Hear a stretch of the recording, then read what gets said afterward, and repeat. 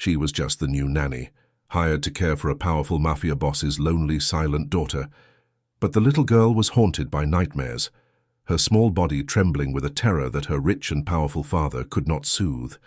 So one night, the nanny did something simple, selfless, and profound. She made a bed on the cold, hard floor beside the child's bed, a quiet, human shield against the darkness. The mafia boss, a man of violence and control, watched this incredible act of compassion on his hidden security cameras, and it shattered his hardened heart. And what he did next changed her life forever. He didn't just offer her a raise. He didn't just give her a promotion. He saw her incredible strength and selfless heart, and he made her a silent vow. He would use all of his dangerous power not to control her, but to give her a future she never dreamed was possible. But what happens when a mafia boss tries to become a guardian angel? As he pulls her out of her poor, simple life and into his world of treacherous luxury, can their fragile, growing bond survive the enemies who see his newfound compassion as a fatal weakness? The Romano villa was a fortress disguised as a paradise. It was a stunning, brutalist masterpiece of concrete and glass, carved into the cliffs of Buzios, its vast windows staring out at the impossibly blue Atlantic. Outside, on this brilliant late spring afternoon, the world was a riot of life. The crash of waves on white sand, the cry of gulls, the vibrant, irrepressible green of the foliage clinging to the rocks. Inside, however, was a different world. The vibrant sound of the ocean was shut out by thick, soundproof glass, replaced by a deep, cold, and oppressive silence. The decor was minimalist, expensive, and impersonal. Don Vincenzo Romano, a man whose name was a whisper of fear in the business world, stood in his cavernous living room, watching the sun begin to dip toward the horizon, painting the sky in strokes of orange and gold. He was a man accustomed to control, a master of a dangerous and unforgiving empire. But in this house he was a king with no power. His kingdom was a silent, anxious one, held hostage by the nightly terrors of his own 7-year-old daughter. As evening approached, a quiet, nervous energy began to ripple through the household staff. They moved with a hushed, tense efficiency, their movements quick and their eyes darting nervously toward the grand staircase. Night was coming, and in the Romano villa, night was a time of fear. The source of that fear was in a beautiful bedroom at the end of the upstairs hall.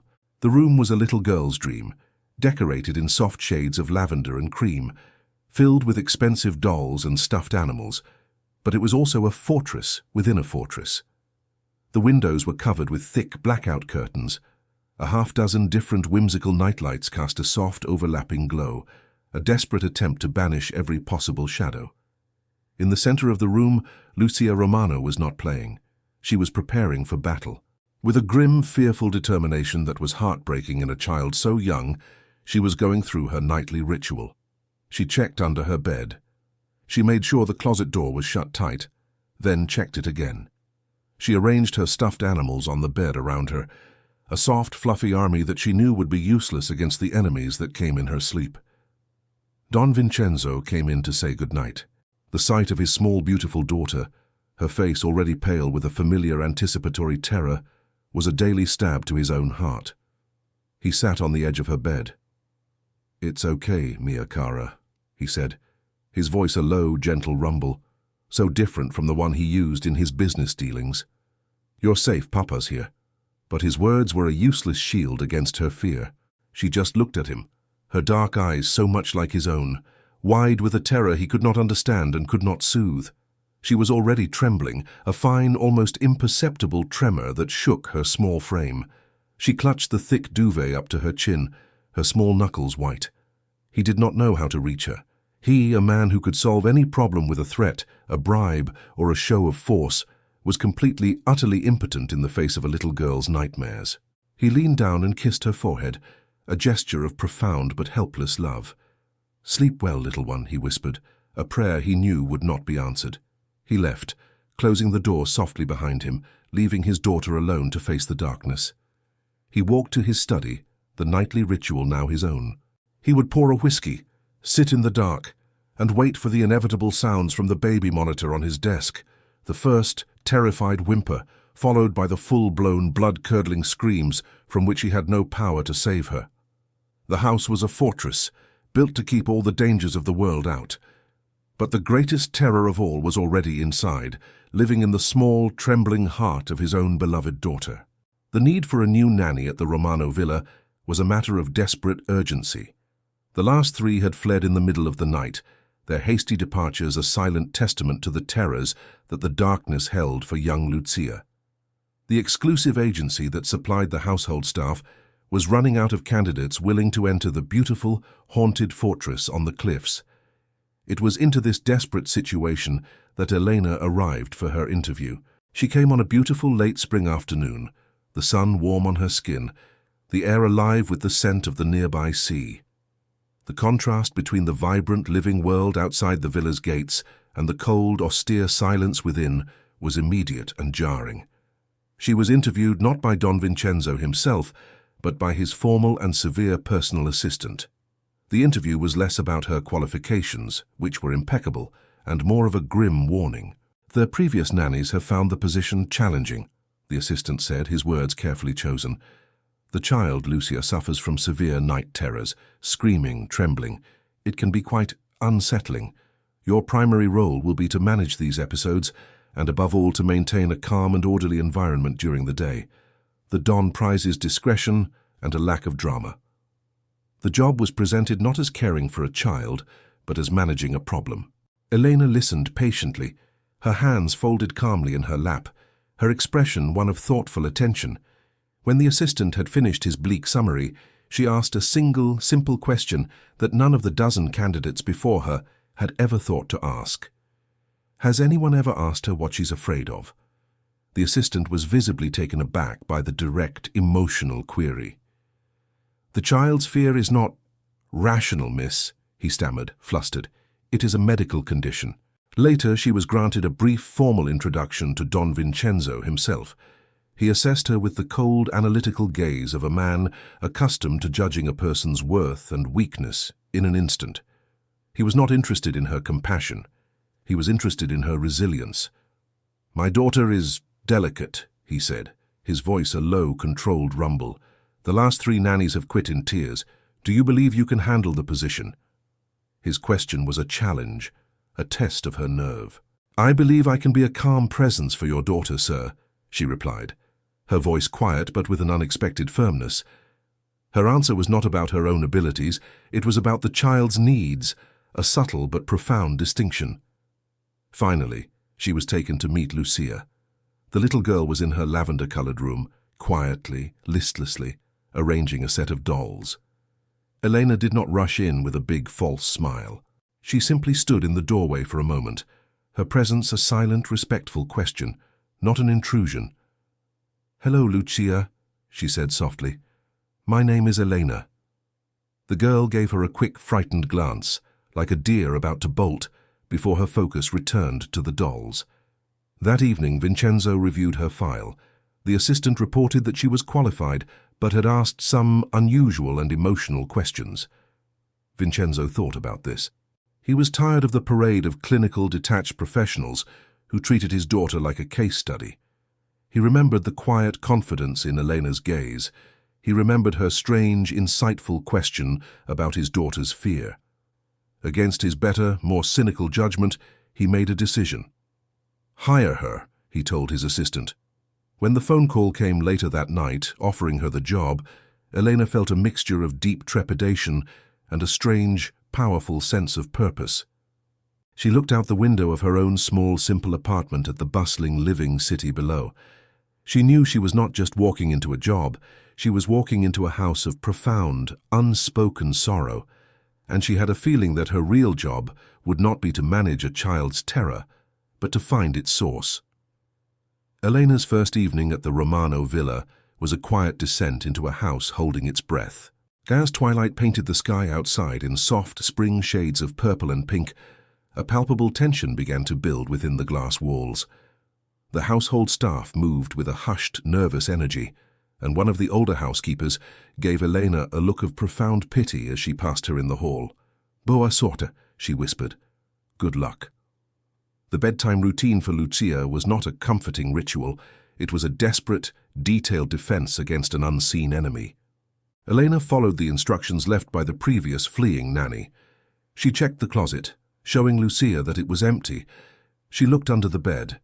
She turned on not one, but 3 whimsical nightlights, which cast a pale, overlapping glow that did more to create strange shadows than to banish them. Elena did all of this with a patient, calm demeanor, but she added one step of her own. After the checks were complete, she sat in the chair beside Lucia's bed and, in a low, soothing voice, she read a simple story about a brave little star. Lucia, who was already tense, her small body coiled like a spring under the thick duvet, seemed to relax just a fraction, her breathing slowing as she listened to the gentle cadence of Elena's voice. Don Vincenzo appeared in the doorway to say his usual helpless good night. He saw the quiet domestic scene, and a flicker of something unreadable passed through his eyes before he gave a curt nod and disappeared. The house fell into its deep, waiting silence. The scream came at 2 in the morning. It was a raw, blood-curdling, and utterly terrified sound that ripped through the baby monitor on Elena's nightstand and jolted her from a light sleep, her own heart instantly pounding with adrenaline. She was the first one to Lucia's room. She found the little girl sitting bolt upright in the center of her bed, her eyes wide with an unseeing terror, her small body trembling so violently the entire bed frame shook. The scream was continuous, a single piercing note of pure, animalistic panic. A moment later, the doorway was filled with pale, frightened faces as other staff members arrived. Then Vincenzo was there, his face a mask of pure, paternal agony. They all stood there, frozen, a helpless, horrified audience to a private horror they could not breach. They had all seen this play before. They knew there was nothing to do but wait for the storm to pass. But Elena was new, and she did not believe in waiting. She walked calmly into the center of the storm. She didn't speak to the screaming child. She turned to the adults in the doorway. "Please," she said, her voice quiet but full of an unshakable authority that surprised them all, including Vincenzo. "Leave us. Close the door." Vincenzo, desperate for any change in this hopeless, repeating nightmare, gave a sharp nod. The staff disappeared. He remained in the doorway, a silent, watching shadow. Elena did not try to touch Lucia. She did not try to restrain her or talk her down. She simply sank to the floor, crossing her legs, making herself small and unthreatening. And then she began to speak, her voice a low, steady and continuous murmur, a calm, quiet river flowing against the raging torrent of the child's terror. She did not speak to Lucia. She spoke to the nightmare itself. "You are a very big, very scary feeling," she said, her voice a soothing, rhythmic chant. "I see you. You are as loud as thunder. But you are just a feeling. You are a shadow in a dark room, and shadows cannot last forever. The morning is coming, and it will fill this room with light. You can be loud now, but you cannot stay. You do not have permission to stay." She continued to speak, not fighting the fear, but acknowledging it, naming it, and calmly, gently, robbing it of its power. Slowly, miraculously, it began to work. The piercing scream subsided, softening into great, shuddering sobs. The violent trembling lessened into tremors. Lucia was slowly, painfully coming back to herself from the terrible, unseen place she had been. Vincenzo stood in the doorway, completely, utterly stunned. Every other nanny, every doctor, every expert had tried to fight the storm. This woman had just sat down in the middle of it, unafraid, and had spoken to it until it had exhausted itself. He looked at his daughter, who was now weeping, her sobs the sound of a pain that was finally being released, not just blindly screamed. And he looked at Elena, this quiet, unassuming woman, who was just sitting on the floor waiting patiently in the darkness with his child. He didn't understand what he had just witnessed, but he knew, with a certainty that shook him to his very soul, that it was something he had never seen before. The great shuddering storm of Lucia's terror had passed, but a cold, fearful drizzle of anxiety remained. Her ragged sobs had softened to quiet, hiccuping breaths, but her small body was still trembling, her wide, dark eyes fixed on the shadowy corners of her beautiful, lavender-scented room. The nightmare was gone, but the fear it left behind was a real and present monster. Any other nanny would have seen this as a victory. The screaming had stopped. They would have offered a final professional platitude, told the child to go back to sleep, and retreated to the comfort of their own bed, locking the door behind them. But Elena saw what the others had always missed. She saw that the end of the screaming was not the end of the fear. Lucia looked at her, her voice a tiny broken whisper, a plea from the heart of her terror. "Don't go," she breathed. "Please, the shadows. They always come back when I'm alone." Elena looked at the terrified little girl, huddled in the center of a vast empty bed that was more of an island than a sanctuary. And in that moment, she made a simple, profound, and utterly unprofessional decision. She was not a nanny, paid to manage a problem. She was a person sitting with a child in pain, and she was not going to leave. She stood up. Lucia flinched, a small panicked sound escaping her lips, thinking she was being abandoned. "It's all right, sweet girl," Eleanor said, her voice a soft, steady promise. "I'm not going far." She went to the linen closet in the hallway and returned a moment later with a thick, soft duvet and a single, plush pillow. She did not try to climb into the child's bed. That would be crossing a boundary. Instead, she walked to the open space on the cold, hard marble floor right beside Lucia's bed. She spread the duvet out, creating a simple makeshift pallet for herself. She lay down, pulling the covers up, and looked up at the little girl who was now peering down at her over the edge of her own mattress, her eyes wide with a stunned, disbelieving wonder. "I'm right here," Elena whispered, her voice a gentle anchor in the quiet, dark room. "I'm not going anywhere. The shadows won't come for you tonight. We'll face the darkness together. Now try to sleep." Lucia watched her for a long moment. She could hear the soft, steady sound of another person breathing in the room. She could see, even in the dim glow of the nightlights, the outline of the woman lying on the floor, a quiet, unassuming, but completely solid guardian. For the first time in a memory that felt like a lifetime, she was not alone with her fear. The terror that lived in the shadows of her room began to recede, chased away not by a bright light, but by a simple, shared presence. Slowly, her trembling subsided.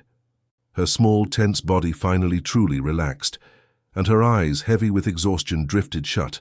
From the shadows of the doorway, Don Vincenzo had witnessed the entire extraordinary scene.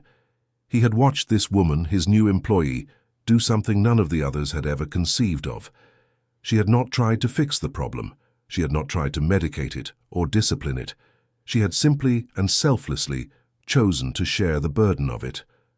She had chosen to make herself uncomfortable, to sleep on a cold, hard floor for no other reason than to make his terrified daughter feel safe.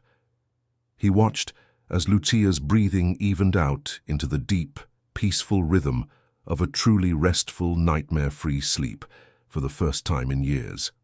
He looked at Eleanor, a quiet, unassuming woman who had just performed an act of such pure, uncomplicated and compassionate love that it was more powerful than anything he had ever witnessed. Quietly, so as not to disturb the sacred peace of the room, he backed away and pulled the door almost shut, leaving only a small crack. He walked back to his study, not to his whiskey, but to the glowing screen of his security monitor. He watched the still, quiet image of the nanny sleeping on the floor, a silent, steadfast guardian for his trembling daughter. The act was so simple, so pure, and so completely outside the transactional, power-driven nature of his entire world that it shook him to his very foundation. Vincenzo Romano did not sleep. He remained in his dark, silent study for the rest of the night, a solitary, unmoving witness. On the glowing screen before him, the security feed from his daughter's bedroom played out like a silent, sacred film. He watched the gentle, even rise and fall of Lucia's small form, a deep, peaceful and blessedly uninterrupted sleep that he had not seen in years. And he watched the still, quiet shape on the floor beside her bed, the woman who had, with a simple blanket and a quiet promise, slain the dragons that had haunted his house for so long. He was a man who believed that every action had a motive, that every kindness was a transaction. His world was a complex, brutal machine of debts and payments, of power and leverage. He spent the long, dark hours of the night trying to fit Eleanor's actions into this framework. What was her angle? Was this a clever, elaborate performance designed to win his favor, to secure a raise, a promotion? Was it a play for power? But the logic of his world crumbled against the simple, undeniable truth of what he had seen. There was no leverage to be gained by sleeping on a cold, hard floor. There was no power in a quiet, selfless act that no one was ever meant to see. It was an act of pure, unadorned, and utterly illogical compassion. He thought of his late wife, of the easy, maternal way she had been able to soothe Lucia's smallest fears. Since her death, the house had been filled with a parade of highly paid clinical professionals, nurses, nannies, therapists. They had all tried to manage his daughter's grief. They had medicated it, scheduled it, and tiptoed around it. Not one of them had ever had the simple human courage to get on the floor and share it. A deep, corrosive, and humbling shame washed over him. He, Don Vincenzo Romano, a man who could bend the entire city to his will, could not buy his own daughter a single peaceful night's sleep. This young woman, with nothing but her own quiet bravery and a profound capacity for kindness, had accomplished it in a single night. His immense power was revealed for what it truly was in the face of his daughter's pain. Useless. As the first pale light of dawn began to creep over the ocean, he finally heard a new sound from the monitor. It was the soft, happy sound of his daughter, humming to herself. He left the study and went upstairs, his movements slow and quiet. He stood in the hallway by her open door. The room was no longer a chamber of terror. It was a peaceful, sunlit playroom. Lucia was on the floor, her dolls arranged around her, humming happily as she played. Elena was still on her makeshift bed, now awake, leaning back against Lucia's mattress, watching the little girl with a soft, sleepy smile. Elena saw him in the doorway. A flicker of alarm crossed her face as she remembered her place, her role. She started to get up, to fold the blanket, to revert to being the proper, invisible employee. He held up a hand, stopping her. His voice was rough, wrecked by a night of no sleep and a profound, earth-shattering emotional breakthrough. He did not say thank you. The words were too small, too transactional for what he was feeling. He just looked at her, and for the first time, he let her see past the Don to the raw, humbled, and grateful heart of the father. "Stay," he said, the single word, not a command, but a desperate, heartfelt plea. "Please, just stay." He turned and walked away before she could respond, overwhelmed by the magnitude of the emotion that was threatening to undo him. Elena was left in the quiet room, stunned by the raw, unguarded look she had just seen in the powerful man's eyes. Something in the cold, hard foundation of the fortress had just fundamentally and irrevocably cracked. She had come here simply to do a job, but she realized now, with a sense of both fear and wonder, that she had accidentally stumbled into the very heart of this broken, lonely, and powerful family, and nothing would ever be the same again. The sun rose on a different world. Vincenzo, having spent the night as a silent, humbled witness, was a changed man. The hard, cynical shell he had built around his heart had been shattered by a simple, selfless act of kindness. He came downstairs that morning, and the first thing he did was cancel all of his meetings for the day.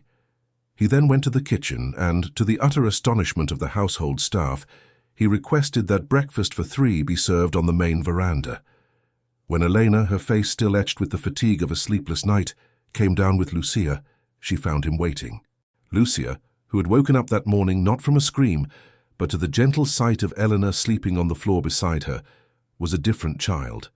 The deep, anxious shadows under her eyes were gone. She was calm, and she was smiling. She ran to her father and gave him a morning hug, a simple, affectionate gesture he had not received in years. Their breakfast was quiet, almost shy, but it was not the tense, heavy silence of before. It was a peaceful, tentative silence, the sound of a new, fragile beginning. After the meal, Vincenzo retreated to his study. He sat at his large, imposing desk, the seat of his immense power, but he felt profoundly humbled. He thought of Elena. He thought of her courage, of her compassion, of the incredible, unbuyable gift she had given his daughter, a night of peace. He knew with a certainty that was absolute that he owed her a debt he could never repay. A man like him, he knew, repaid debts with money and power. But he also knew instinctively that to offer her a raise, a bonus, would be a gross insult. It would turn her sacred, selfless act into a simple transaction, a service rendered. It would cheapen the purity of what she had done. He could not do that, but he had to do something. He had to honor the debt. He had to protect the woman who had so bravely protected his child. He decided he would use his power not to reward her, but to shield her, to build an invisible fortress of security around her that she would never even see. He picked up his private, encrypted phone and made a call to his financial manager in Geneva.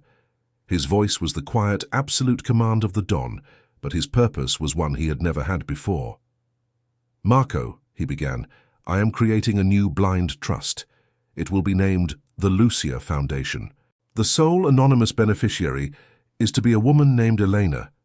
You will fund it with an initial $5 million, liquid and accessible through a network of grants." There was a stunned silence on the other end of the line. He continued, his voice firm. "You will also use the foundation to establish a full, unconditional academic scholarship in her name, valid at any university in the world, for any field of study she chooses. She is to be informed of it via an official letter from a nameless educational benefactor." He paused, his final instruction the most important. "She is never to know the source. Under no circumstances is my name, or the Romano family name, to be connected to this in any way. The opportunities are to appear in her life as if by magic. Is that understood?" "Yes, Don Vincenzo," the man's voice came back, full of a confused but absolute obedience. He hung up the phone. The act was done. He had just, with a single phone call, fundamentally and irrevocably, changed the entire trajectory of her life, without her ever knowing it. He had used the vast, shadowy power of his empire to create a secret, benevolent fortress around her future. It was the only way a man like him knew how to repay an unpayable debt. He looked out the large study window. He saw her in the garden, pushing a laughing Lucia on a swing. She looked up toward the house, and her eyes for a moment seemed to meet his, a small, beautiful smile on her face. He felt a profound sense of rightness, of a great debt being honored in the only way he could. What he did next had changed her life, and in the quiet, secret, and powerful act of doing it, he felt his own broken heart begin to change as well. The days following Vincenzo's secret, life-altering act of gratitude were the most peaceful the Romano villa had ever known. A profound shift had occurred. Lucia's nights were now quiet, her sleep deep and untroubled. The palpable dread that had once permeated the house was gone, replaced by the sound of her easy, happy laughter. Vincenzo, for his part, was a changed man. The hard, cold mask of the Don was seen less and less, replaced by the relaxed, smiling face of a father who was rediscovering his own daughter. He had cancelled all his non-essential meetings, and his days were now spent not in his dark study, but in the sunlit garden with Lucia and Elena.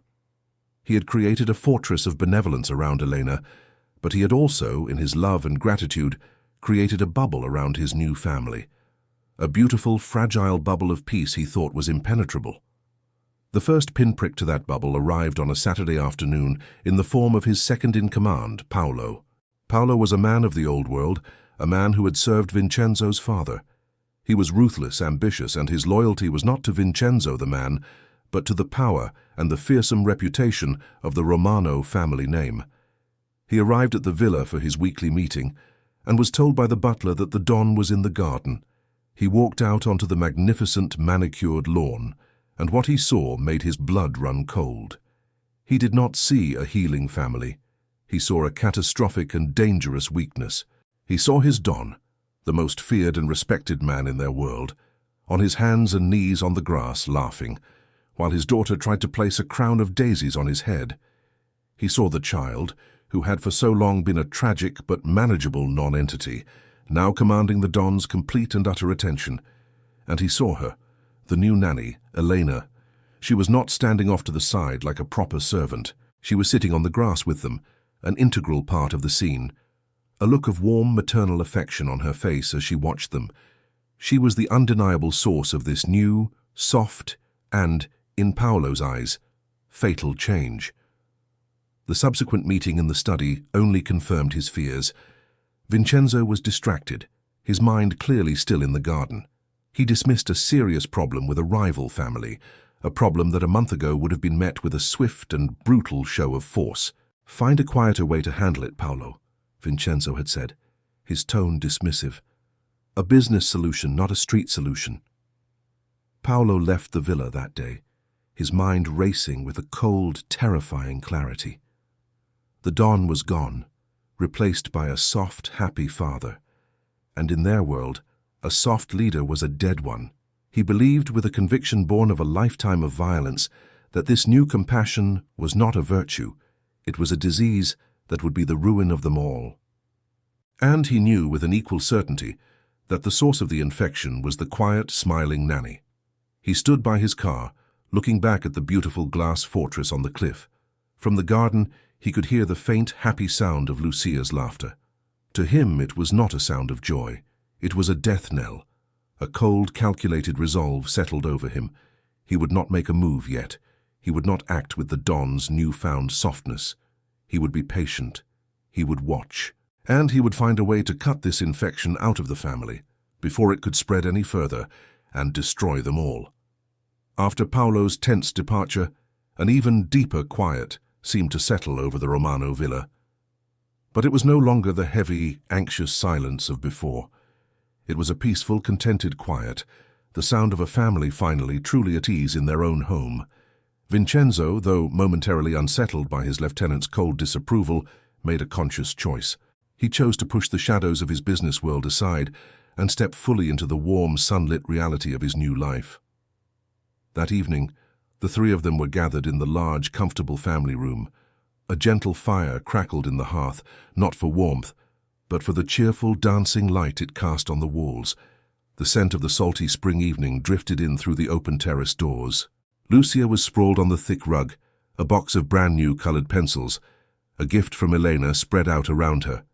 She was drawing, her small face a mask of intense, happy concentration, her world now a riot of vibrant color. Vincenzo was on the floor with her, a man who had not sat on a floor in 20 years. He was not on his phone, he was not distracted. He was completely present, acting as his daughter's very serious and very important assistant, tasked with sharpening her pencils and handing her the correct colors when she demanded them. And on the sofa, a book open but unread in her lap, sat Elena. She watched them, a soft, warm and maternal smile on her face. She was the quiet, steady center of their new universe, the sun around which their two once lonely planets now happily revolved. "Papa," Lucia said, holding up her finished drawing. "It's us." Vincenzo took the drawing. It was a child's simple, heartfelt work. A big, smiling stick figure, him, a smaller, smiling stick figure, her, and a third smiling figure with beautiful, flowing hair, Elena. The three of them were holding hands under a giant, smiling sun. He looked at it, and his heart felt a familiar, beautiful ache. He looked over his daughter's head at Elena, and his eyes were full of a gratitude and a love that needed no words. While this scene of perfect domestic bliss was unfolding in the glass fortress on the cliff, miles away in a cold, modern apartment in the city, Paolo was at work. He was not relaxing. He was on a secure laptop, his face illuminated by the cold blue light of the screen. He was beginning his own secret and deeply malicious project. He was digging into the past of a poor, simple nanny named Elena, searching for a crack, a flaw, a single misstep that he could use as a weapon to shatter the beautiful, happy world she was building. A cold, calculated resolve settled on his face. The Don was getting soft. It was up to him to protect the family. Back at the villa, the fire was burning low. Lucia, tired from her artistic endeavors, had crawled into Elena's lap and had fallen fast asleep. Vincenzo, moving with a quiet tenderness that was now his second nature, retrieved a soft cashmere blanket and gently draped it over his two girls, his two sleeping hearts. He stood there for a long time, just watching them in the warm, flickering firelight. He looked at his daughter, her face so peaceful, so untroubled, a world away from the trembling, terrified child of just a few weeks ago.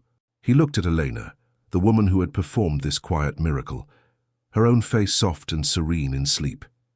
He thought of the fortress he had built, this house of glass and steel and armed guards, all designed to keep the dangers of the world out. He realized it had been a failure. The real fortress, the only one that truly mattered, was this, the small, warm, and unbreakable circle of love created by the three of them. In that perfect quiet moment, watching over the two people he loved most in the world, he believed with a certainty that filled his entire being that they were finally, completely, and totally safe. He had no way of knowing that the greatest danger they would ever face was not from an outside enemy, but from within his own trusted circle. And it was just beginning to gather. The weeks that followed settled into a rhythm of such profound peace that it felt almost sacred. The Romano villa, once a cold fortress of anxiety, was transformed. It became a home, filled with the easy, comfortable sounds of a family learning to be happy. Lucia's nightmares, the nightly terror that had held the entire household hostage, did not vanish completely, but they became a rarity, their power broken by the simple, unwavering presence of the woman who now slept in the armchair that had been permanently moved into the corner of her bedroom. The bond between Elena and Lucia was the quiet, steady heart of this new world. They spent their days together, and Elena, with her infinite patience and gentle wisdom, slowly, carefully, began to reintroduce the little girl to the joy of a normal childhood. On a warm spring Saturday afternoon, they were in the garden, a place that had become their sanctuary. Elena was teaching Lucia how to plant, her own love for the soil, a quiet, therapeutic lesson. They were working together, their hands covered in the rich, dark earth, planting a small bed of brightly colored zinnias. "You have to give them enough room to grow, sweet girl," Elena explained, showing Lucia how to space the small seedlings. "They need their own space to feel safe, just like people do." Lucia, who for so long had been a silent, withdrawn observer of life, was now an active, chattering participant. She asked about the flowers, about the worms they found in the dirt, and then, with the simple, direct curiosity of a child who finally feels safe enough to ask, she began to ask about Elena. "Did you have a garden when you were little, Elena?" she asked, her small hands carefully patting the soil around a bright pink flower. Elena paused, a soft, distant look in her eyes. "No, not a big one like this," she said, choosing to share a small, simple piece of her past. "Things were difficult for my family sometimes. We didn't have a lot of space." She smiled, a memory surfacing. "But my mother always used to say that as long as you have one person in the world to love, you are the richest person on earth." And she was right. From the veranda where he was pretending to read a newspaper, Vincenzo watched them. He saw the easy, trusting way his daughter now confided in Elena. He heard Elena's quiet, wise words, a simple lesson in love and resilience that was more valuable than any inheritance he could ever leave his child. His love and his respect for this incredible woman, who had so effortlessly brought both peace and wisdom into his home, deepened with every passing day. Lucia finished planting her last zinnia. She stood up, her knees and hands smudged with dirt, and looked at the small, colorful flower bed with a look of immense, earned pride. She looked up at Elena, her face breaking into a brilliant, beautiful smile. Vincenzo watched this simple, perfect moment of domestic joy, and the old, anxious fear that had been his constant companion for years was a distant, forgotten memory. His house was at peace. His daughter was healing, and he was falling more in love every single day. In this perfect, sun-drenched moment, he felt completely, totally, and perhaps foolishly secure. He had no way of knowing that miles away, in a dusty records office, the private investigator hired by his treacherous lieutenant, Paolo, had just found the first ugly thread that he would use to try and unravel their entire beautiful, fragile world. The presence of Elena in the Romano villa was like a slow, gentle sunrise after a long and starless night.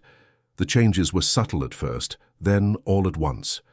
The house, once a fortress of silence, was now filled with the sound of Lucia's happy chatter and the soft, melodic hum of Elena reading a story. The heavy, oppressive atmosphere of grief had begun to lift, replaced by something lighter, something that felt almost like hope. The most profound change was in Vincenzo himself.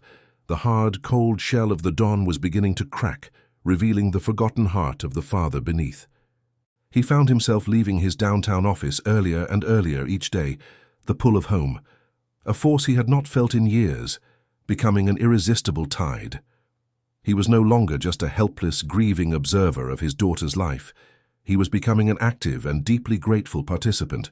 He would join them in the garden, his large, clumsy hands learning the delicate art of planting seedlings under Lucia's serious, expert guidance. He would sit with them in the evenings, not with a glass of whiskey and his own dark thoughts, but with a book, listening as Elena and Lucia took turns reading chapters aloud.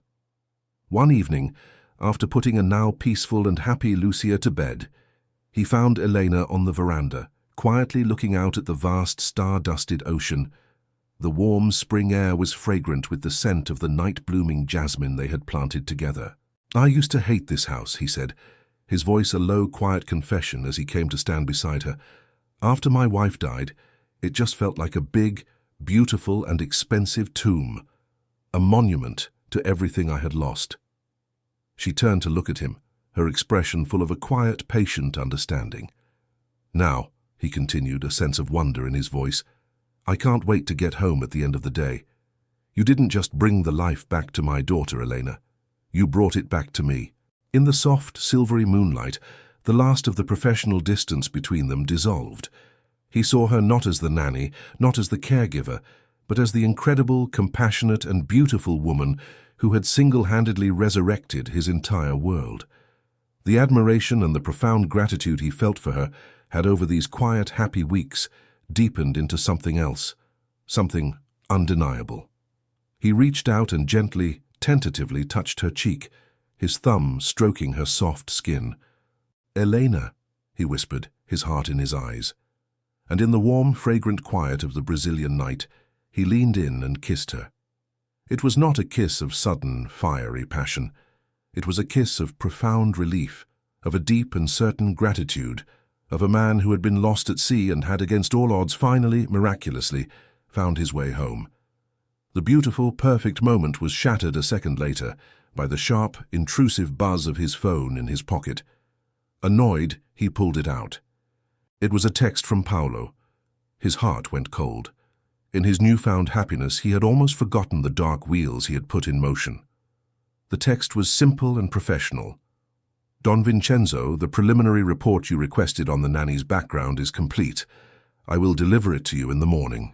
He looked up at Elena, who was smiling, a new, beautiful and shy happiness in her eyes, completely unaware of the storm that was gathering just beyond the horizon. He had just taken a monumental step into a new, hopeful life with her. But he knew with a sudden sinking feeling that the ghosts of his old life and the serpent he had so foolishly sent to hunt in the shadows were about to demand a reckoning. The beautiful, perfect moment on the veranda shattered. 1 second, Vincenzo was lost in the warm, hopeful promise of a new life with Elena. The next, the cold, digital text from Paulo had dragged him back into the shadows of his old one. The warmth and joy drained from his face, replaced instantly by the hard, unreadable mask of the Don. He pulled his hand away from hers as if he had been burned. "What is it, Vincenzo?" Elena asked, her voice full of a sudden new anxiety. "What's wrong?" "It's nothing," he lied, the word a clumsy, ugly stone in his mouth. "An urgent business matter I had forgotten. I have to go." He turned and walked back into the house, leaving her alone on the moonlit veranda. A cold, invisible wall having just been slammed down between them. The easy, beautiful intimacy of the moment was gone, replaced by the familiar, cold chill of secrets and a world she was not a part of. The next morning, Paulo arrived at the villa.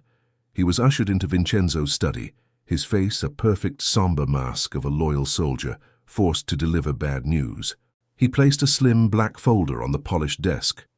"The preliminary report on the nanny, Elena, is complete, Don Vincenzo," he began, his voice a low, respectful murmur. "And it is troubling." Vincenzo's heart went cold. He steeled himself. "Go on."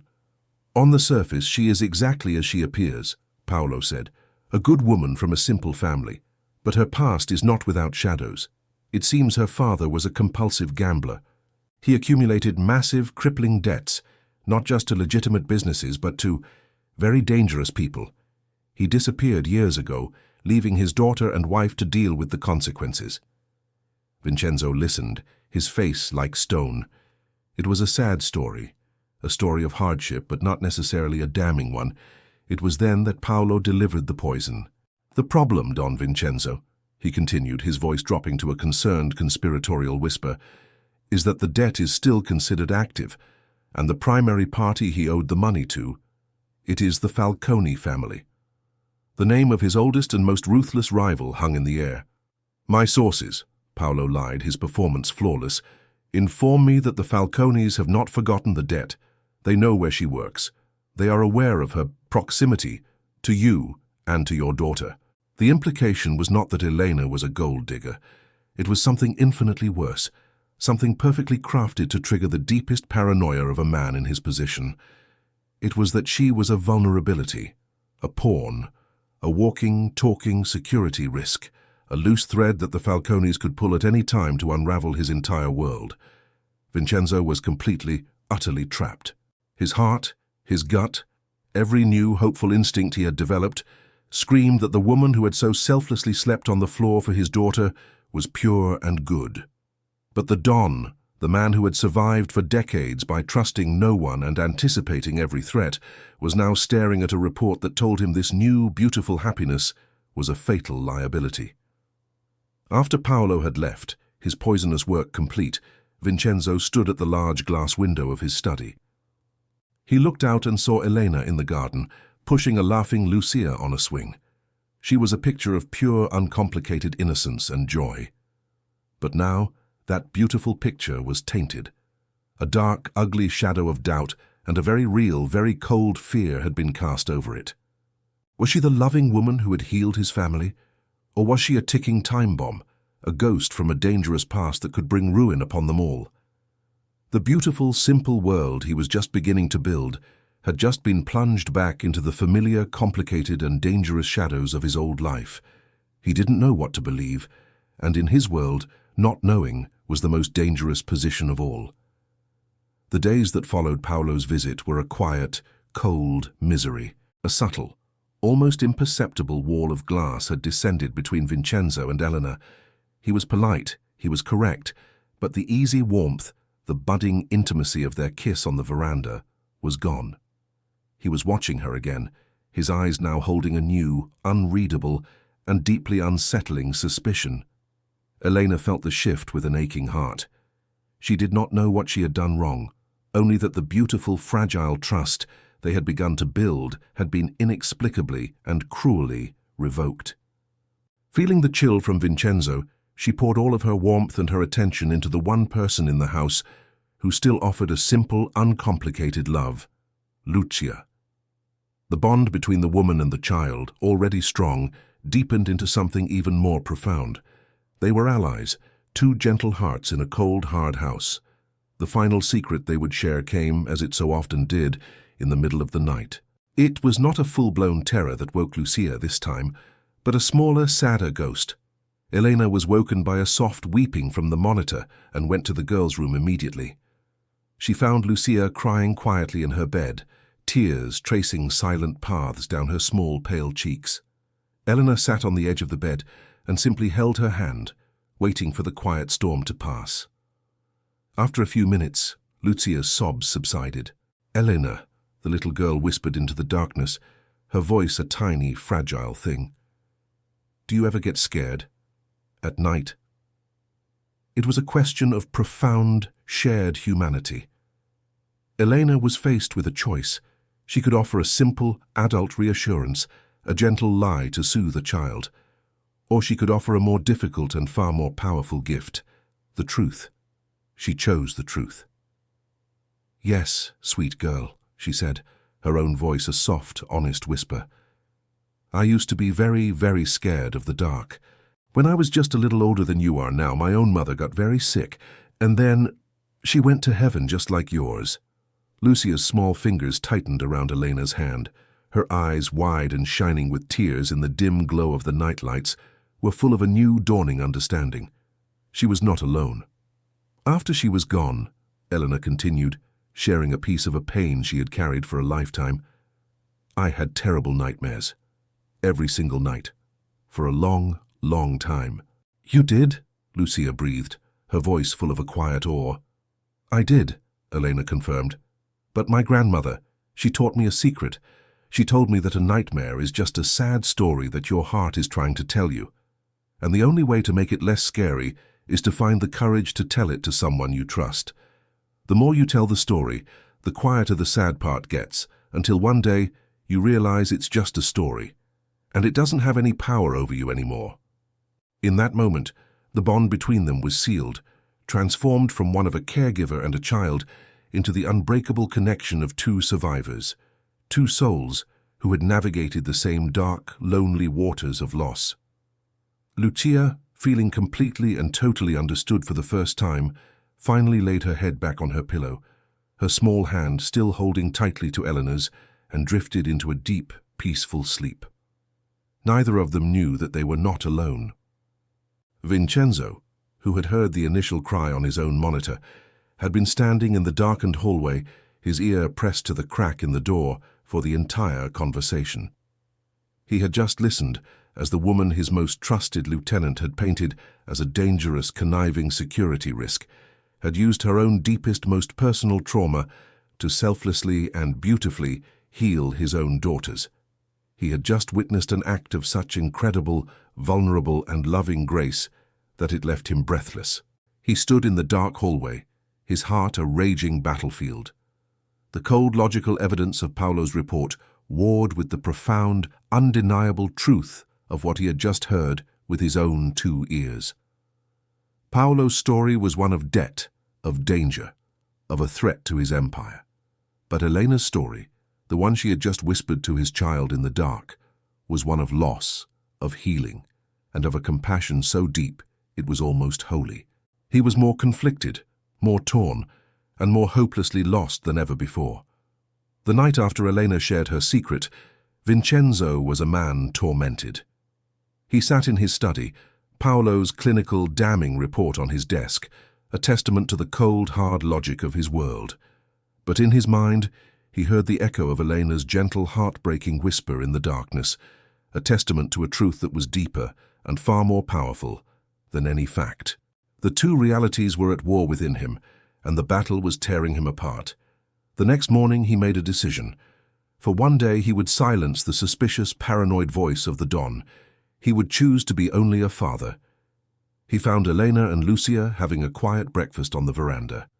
"Cancel all your plans for today," he announced, his voice holding a new, light and almost playful authority. "The three of us are taking the day off. We are going to the spring festival in the town square." The annual Festa da Primavera was in full joyous swing. The town square was a vibrant, chaotic and beautiful explosion of life. The air was filled with the sounds of a live samba band, the shouts of happy children, and the delicious smells of grilled meats and sweet fried churros. It was the complete opposite of their silent, isolated villa, and it was a glorious shock to the system. For the first time, they were not a don, a child, and a nanny. They were just a family. Vincenzo, the man who had servants for his servants, stood in line like a normal person to buy them all sticky, sweet cotton candy. He played a carnival ring toss game, trying with a comical lack of success to win a prize for Lucia. It was Elena, with her steady hand and quiet focus, who on her first try expertly tossed a ring over the neck of a bottle, winning Lucia the largest stuffed animal at the stall. Vincenzo looked at her, his laughter full of a new, genuine and playful admiration. The true magic happened when a local band began to play a lively, infectious Foro tune. Eleanor, a ghost of a memory from a different life in her eyes, gently coaxed a shy Lucia into a few simple, spinning dance steps. Vincenzo stood back and watched them, a beautiful, joyful sight that made his heart ache. Then Lucia, her face alight with a new, brave confidence, ran to him and grabbed his hand, pulling him into the dance. He was clumsy. He was stiff. He had not danced in a decade. But with Elena on one side and Lucia on the other, their laughter surrounding him, he let go. He allowed himself to be simply and completely happy. As the afternoon sun began to dip toward the horizon, casting a long golden glow over the festival, they sat together on a quiet bench to share a final treat. Lucia, exhausted and happy, curled up and fell asleep, her head resting contentedly in Elena's lap. Vincenzo sat in the warm, fading light, watching the two of them.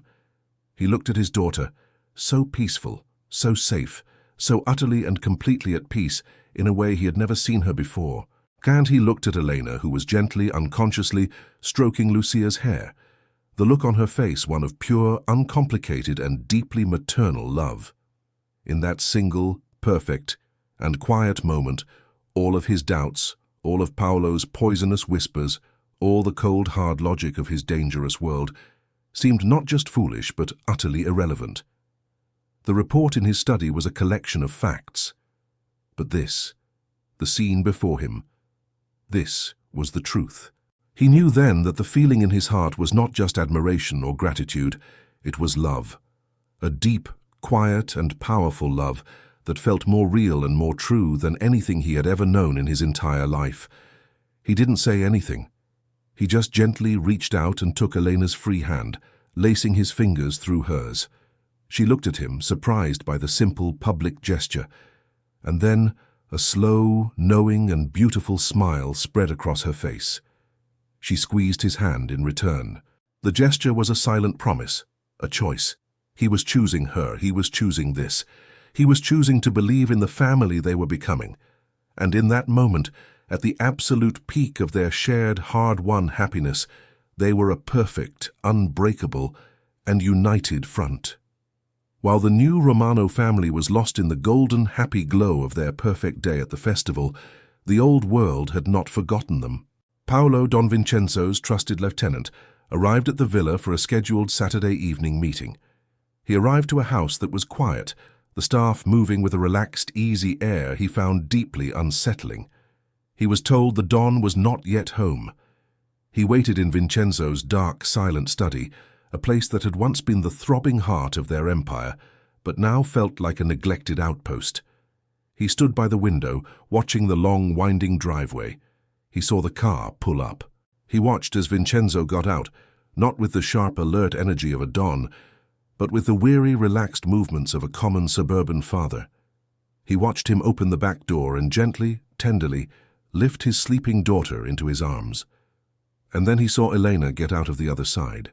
He saw the easy, intimate smile she gave Vincenzo, and the way her hand lingered on Vincenzo's back as they walked toward the house together. He saw not a boss and his nanny. He saw a husband and a wife. A family, and in that moment, a cold, venomous jealousy, mingled with a very real and pragmatic fear, coiled in his gut. When Vincenzo finally came into the study, he was a different man. The sharp, predatory focus was gone, replaced by a soft, distracted contentment. Paolo tried to brief him on a serious developing threat from a rival family. Vincenzo seemed to barely listen. "Handle it, Paolo," he had said, his mind clearly elsewhere. "I trust your judgment. Find a quiet solution." A quiet solution. A month ago, Vincenzo would have demanded a swift, brutal, and decisive show of force. This, for Paolo, was the final, terrifying proof. The Don was gone, replaced by this soft, happy man. And in their world, soft men did not survive. He believed, with the conviction of a soldier watching his king abandon the battlefield, that he had to act, not just for his own ambition, but to protect the very empire this woman was so clearly and so dangerously weakening from the inside. He left the villa that night, his mind a cold, whirring machine of calculation. His subtle attempts to sow doubt had failed.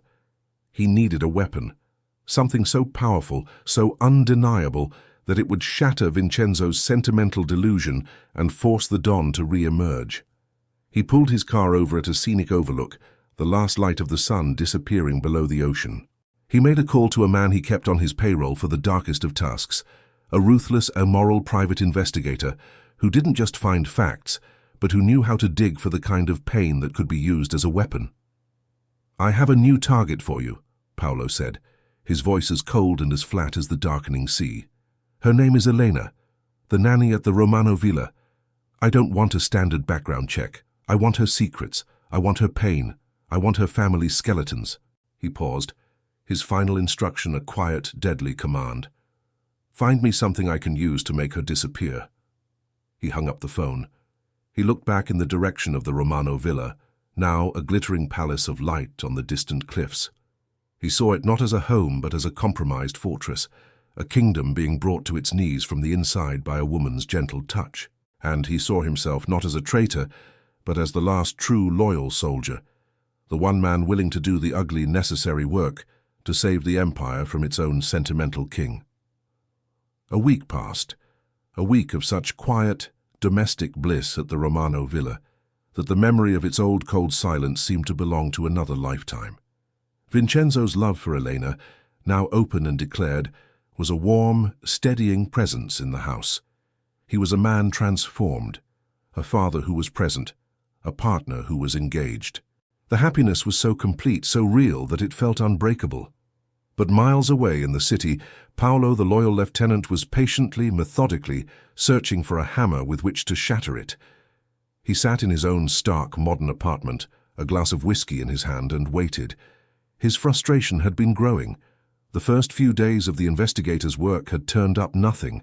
Elena's life, on the surface, was a testament to quiet, hard-working decency. No criminal record, no hidden bank accounts, glowing references from a previous long-term employer. It was a frustrating blank wall of goodness. But Paolo was a man who knew that no wall was without its cracks. You just had to know where to look. He had instructed the investigator to stop looking at her and to start digging into her family. The phone call came on a Saturday evening, just as the sun was setting. It was the investigator. "I have it," the man's gravelly voice said, a note of professional pride in his tone. "The father, Riccardo Rossi." Paolo leaned forward, his heart beginning to beat a little faster. "Go on." "He was a charmer, by all accounts," the investigator explained. "Owned a small, successful restaurant. But he had a sickness, the horses, the cards. He was a compulsive gambler. Started small, then got in deep. Took out loans from some very unsavory people, using his restaurant as collateral. And?" Paolo pressed. "And he lost it all," the investigator said. "About 10 years ago.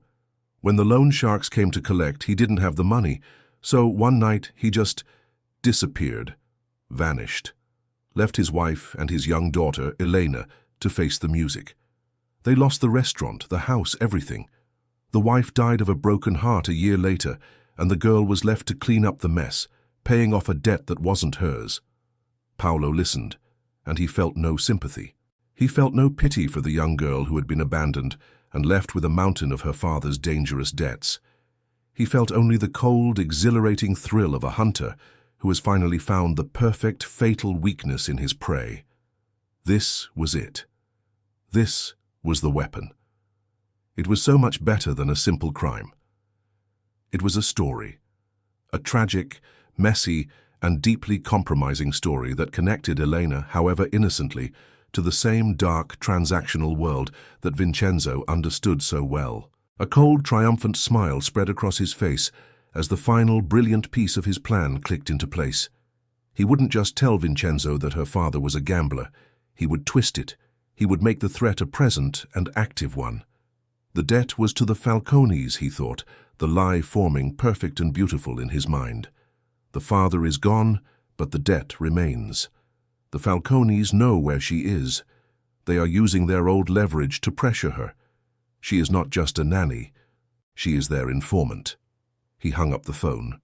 He stood and walked to his window, looking out at the glittering city lights, at the distant, sparkling fortress on the cliffs where his boss was living in a fool's paradise.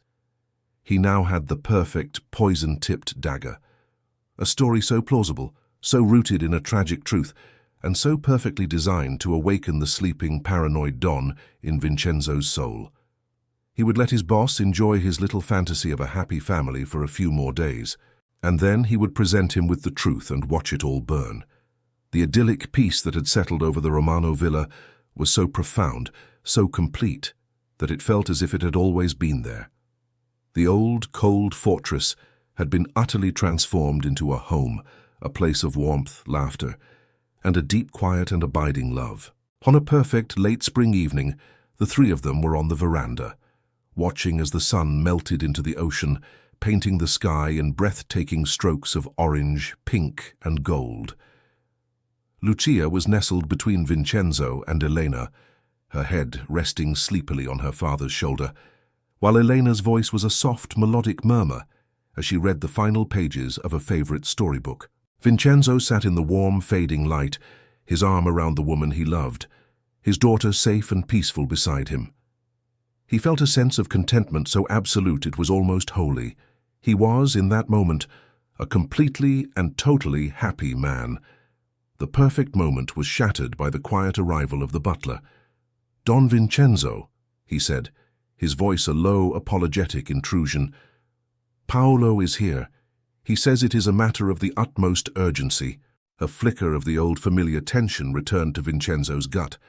He kissed his daughter's forehead, gave Elena a reassuring squeeze of the hand, and went to his study. Paolo was waiting for him, his face a mask of solemn, pained loyalty. He was holding a slim black folder. "Don Vincenzo," he began, his voice heavy with a beautifully feigned reluctance. "I am so sorry to bring this to you, but in my duty to protect you and to protect your family, I could not remain silent." He opened the folder on the polished desk. "As you know, I have had my concerns about the nanny. I took it upon myself to continue the investigation into her past." The first document he laid out was legitimate, the truth that would serve as the foundation for his lie. It was a summary of the financial ruin of Elena's father, the gambler, and his subsequent disappearance. "As we suspected," Paolo said, "she comes from a troubled and unstable past." Vincenzo's face remained like stone. "This was old news, but it is worse than we knew," Paolo continued, his voice dropping to a conspiratorial whisper. He then laid out his poison. "The debts, Don Vincenzo, they were not to simple loan sharks. They were to the Falcone family, and the debt was never settled." He produced his masterpiece, a forged bank transfer document, showing a recent small but significant payment from an anonymous account into a known Falcone front company. And beside it, he placed a grainy but clear surveillance photograph. It showed Elena on her day off in the city, talking to a man on a street corner. The man's face was circled in red.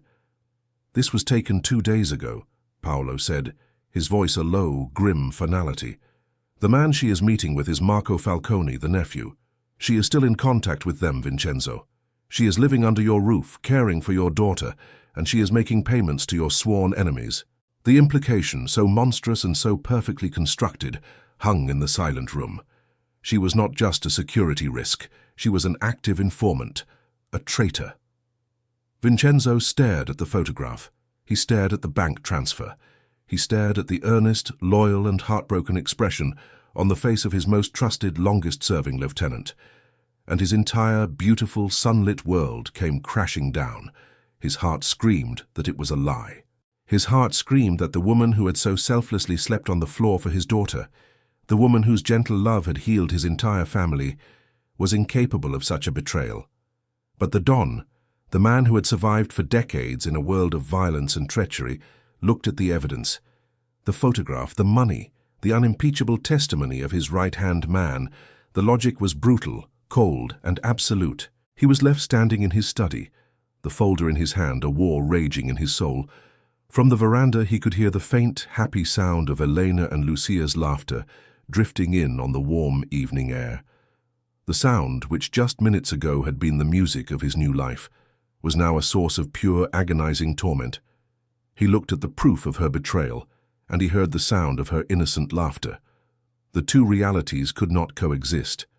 The perfect, happy world he had so carefully and so joyfully built had just been shattered by a single, perfectly aimed and utterly devastating lie. Vincenzo sat alone in the darkening study, the folder from Paolo, a black, venomous stain on his polished glass desk. Outside on the veranda, he could still hear the faint, happy sound of Elena and Lucia's laughter as the evening settled. The sound which just an hour ago had been the music of his salvation was now a source of pure, agonizing torment. His mind was a battlefield. The Don, the cold, ruthless survivor who had built his life on a foundation of brutal logic and absolute suspicion, screamed at him. The evidence was perfect. It was a classic, undeniable case of betrayal. The woman was a plant, a spy. Her kindness was a tactic, her compassion a performance. The risk to his daughter, to his entire empire, was absolute. The penalty for such a betrayal was swift, and it was final. In his world, hesitation was death. But the father, a man so recently and so miraculously resurrected, fought back. He saw not the evidence on the desk, but the evidence of his own heart. He saw the image of Elena, sleeping on the cold, hard floor beside his daughter's bed. He saw the pure, unadulterated joy on her face when she had won a stuffed animal for Lucia at the festival. He heard her gentle, honest voice as she whispered the story of her own mother's death in the dead of night. He could not reconcile the woman from those memories with the cold, calculating traitor in Paolo's report. The two realities could not coexist. One of them had to be a lie. And then he remembered. He remembered his daughter's fierce, protective loyalty. He remembered the story she had told him about the children's books, the books that Paolo had tried to use as evidence of a secret meeting. He remembered Lucia's simple, powerful, and now deeply significant defense of Elena. The Don saw a perfect case. The father saw a case that was too perfect, too neat. A story that so perfectly confirmed all of his deepest fears, delivered to him on a silver platter by a man who he knew had his own ambitions. He made a choice. It was not a choice to believe in Elena's innocence, not yet. It was the choice to believe in his own doubt. It was the choice to find the truth for himself. He knew he had to control the board. He had to isolate the players. He had to play the part of the cold, ruthless Don one last time, even if it would break his own heart and theirs. He walked out onto the veranda. The sun had set, and the garden was bathed in the soft purple glow of twilight. Elena and Lucia were still there, their heads bent together over a book. The scene was so full of a peaceful, innocent love that it was a physical blow. He hardened his heart. "Lucia," he said, his voice flat and devoid of all warmth. "Go inside. Now." The little girl looked up, her smile faltering at the cold, hard tone in her father's voice. She looked from his stony face to Elena's confused one, and then, with a look of fear in her eyes, she scurried inside. Elena stood up, her own face a mask of confusion and a dawning new hurt. "Vincenzo, what is it? What's wrong?" "There has been a serious security threat identified," he said, the words cold, formal, and practiced. "A threat originating from the Falcone family. Until I can neutralize it, no one in this house is above suspicion." He would not, could not, meet her eyes.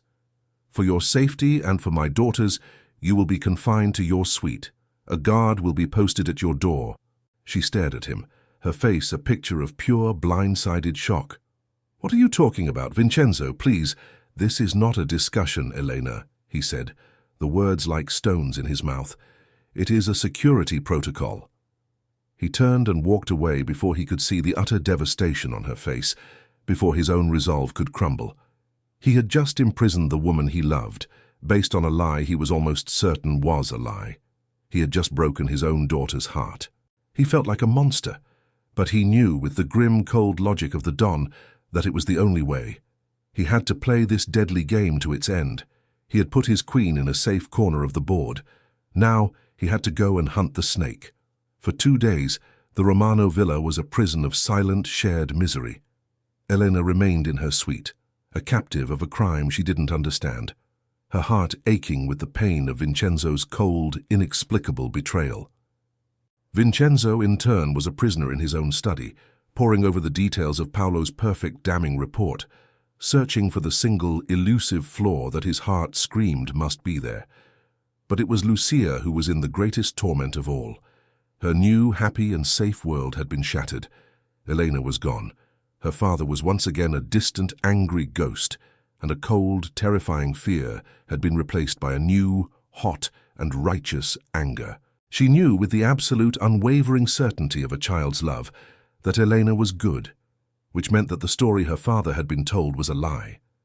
And Lucia, a girl who had been raised in the shadows of secrets and deception, decided that she would be the one to bring the truth into the light. She knew she needed proof. The lie, as her father had grimly explained to her, was that Elena had been seen in the city, meeting with a dangerous man on a specific day, the Tuesday of the previous week. Lucia closed her eyes and thought back to that day.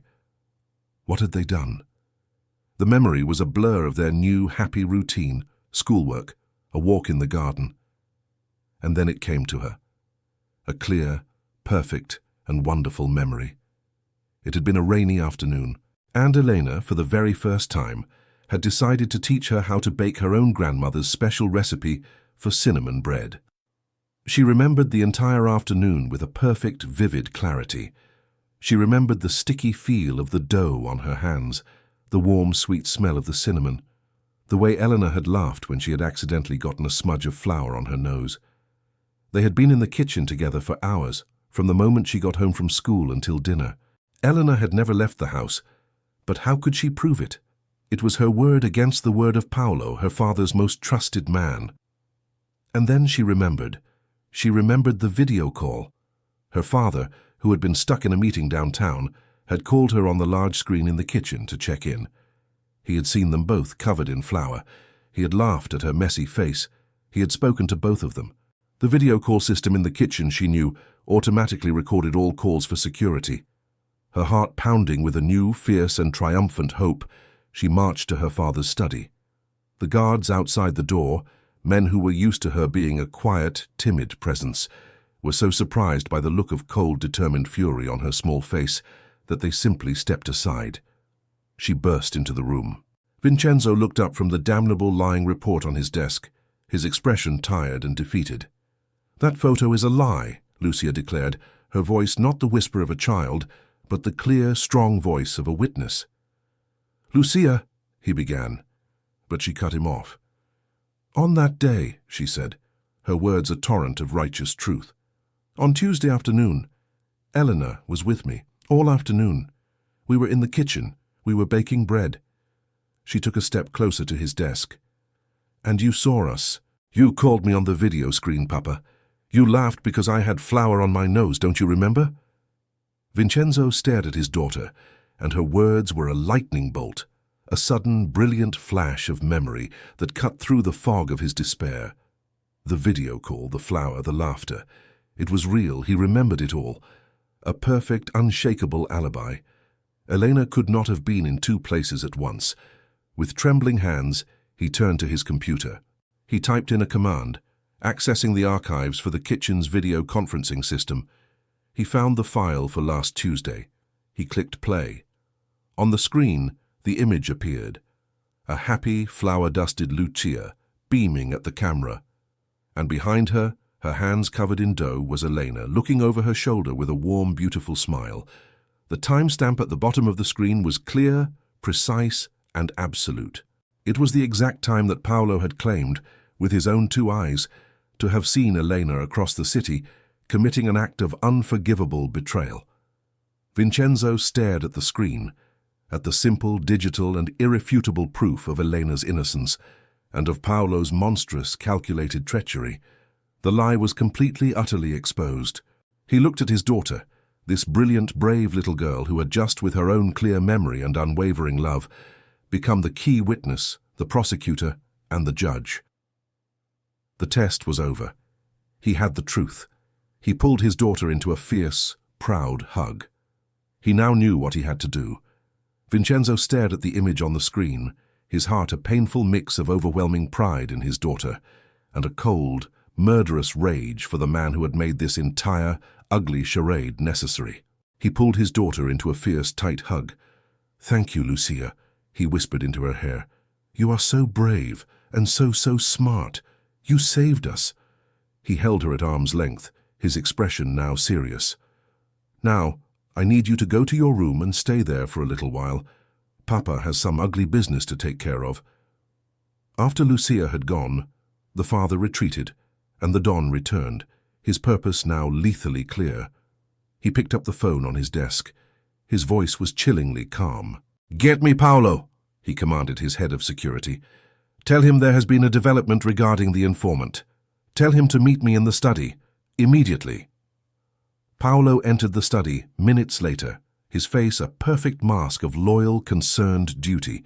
He saw the cold, hard expression on his boss's face and assumed the long-awaited command to deal with the nanny was finally at hand. He believed He had won. "Close the door, Paolo," Vincenzo said, his voice a low, quiet rumble. Paolo obeyed. He stood before the large, imposing desk, ready. Vincenzo gestured to a chair. "Sit, have a drink." He poured 2 glasses of scotch. He pushed one across the polished surface toward his second-in-command. "You were right to be concerned, Paolo," he began, his voice deceptively calm as he sat back in his own chair. "There was a traitor in this house. The evidence you brought me was quite compelling." A small, almost imperceptible smile of triumph touched Paolo's lips. "I only serve to protect the family, Don Vincenzo." "Of course," Vincenzo said, taking a slow sip of his scotch.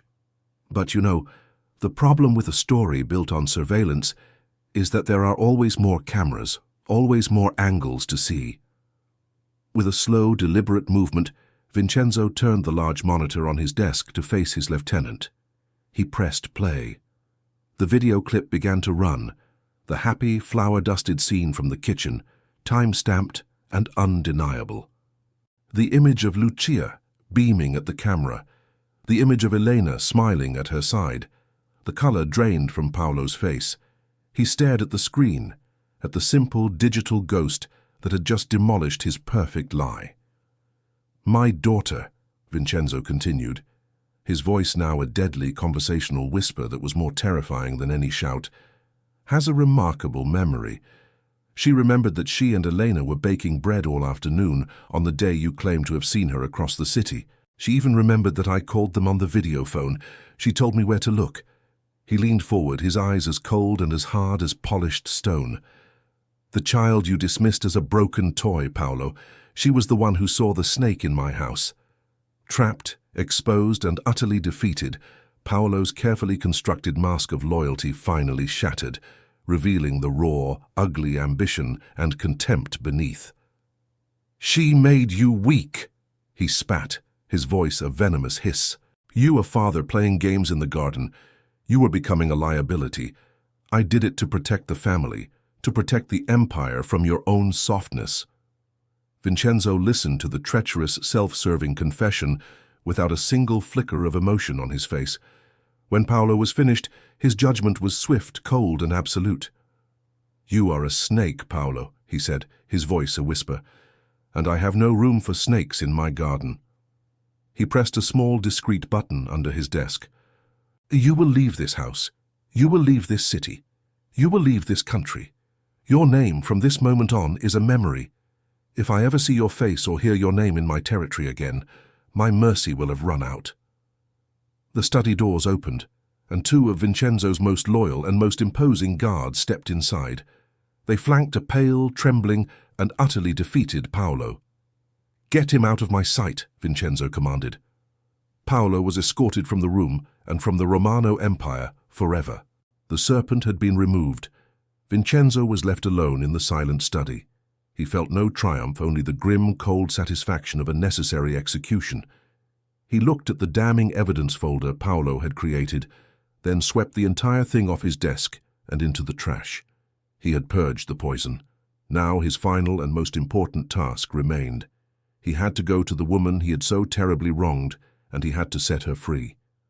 After Paolo was escorted from the property, a grim footnote in the Romano family history, a profound quiet settled over Vincenzo's study. The immediate threat was gone, the traitor vanquished. But the victory felt hollow, incomplete. He had purged the poison from his house, but the antidote for the poison he had inflicted upon Elena, the woman he had so unjustly imprisoned, was yet to be administered. He felt a deep and profound shame. He, Don Vincenzo Romano, a man whose judgment was law, had been so easily manipulated, so willingly blind, and he had made an innocent woman a prisoner in his own home. His walk from the study to her suite in the guest wing was the longest walk of his life. The staff he passed in the hallways averted their eyes, sensing the seismic shift that had occurred. He arrived at her door. The guard he had posted there was gone, dismissed in the wake of Paolo's exposure. For a long moment he just stood there, his hand raised, his courage failing him. He took a deep breath and knocked softly. The door opened. Elena stood there, her face pale and drawn, her eyes full of a weary, fearful apprehension.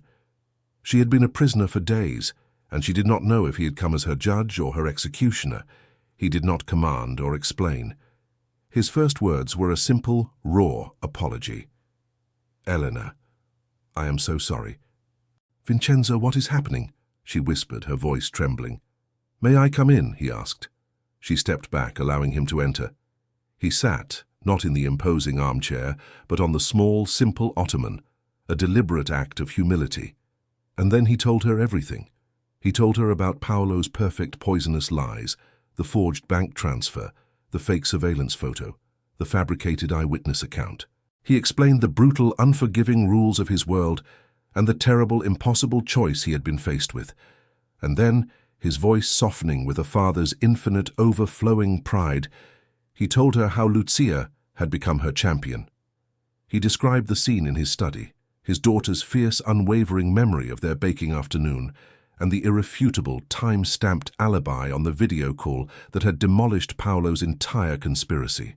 As she listened, the fear in her eyes melted away, replaced by a wave of complex emotions: shock at the depth of Paolo's betrayal, a profound relief at her own vindication, and an overwhelming, fierce love for the little girl who had become her hero. But he was not finished. There was one last, deeper truth to be told.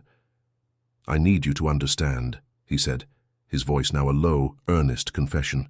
"Even when I was a fool, when I let Paolo's poison get inside my head, my heart knew who you were. It has known since that first night." He told her then about the secret trust fund, the Lucia Foundation, the scholarship he had created for her on the morning after she had first slept on the floor for his daughter. "I wanted to give you a future, Elena, a life of freedom and choice. I used my power, the only way I knew how, to try and build an invisible fortress of safety around you. His voice broke, the shame returning. "I almost let the darkness of my world destroy the one good and decent person who ever walked into it.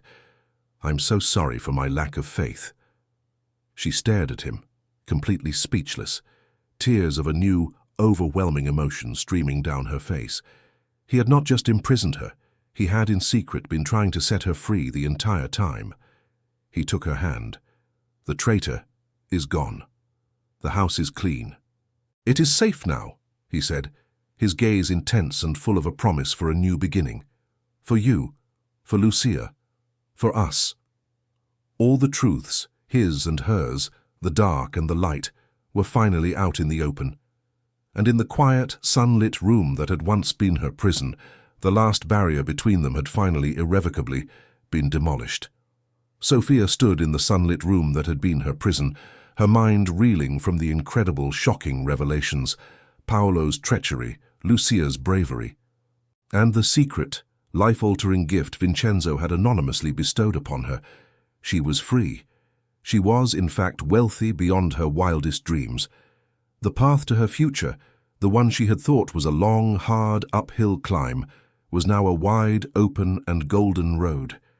And her first overwhelming instinct was to run down it, away from this dangerous, beautiful, and heartbreaking house. "The trust fund, the scholarship," she whispered, her voice trembling as she tried to process it all. "That's too much, Vincenzo. I can't possibly accept it." She took a step back, creating a space between them, a space she felt she needed to breathe. I should probably go now.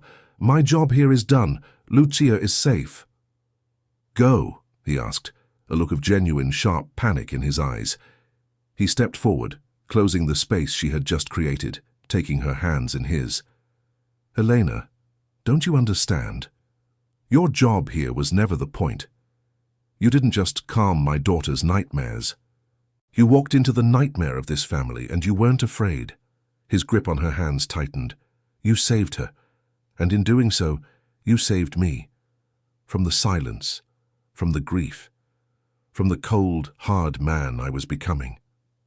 He looked at her, his heart in his eyes, all the walls of the powerful Don completely, irrevocably gone. "I don't want you to be Lucia's nanny. I don't want you to be a housekeeper. I want you to be my partner. I want you to be the heart of this home. I want you to wake up in this house every morning, not because you are an employee, but because you are home." His voice dropped to a low, raw, and vulnerable plea. "Stay, Elena. Stay with us. Stay with me." Before she could even form an answer, a small, anxious figure appeared in the open doorway. It was Lucia. She had clearly been waiting, and she could wait no longer. She saw the tears on Elena's face, the desperate, pleading look on her father's, and her own small face crumpled with the fear of being abandoned all over again.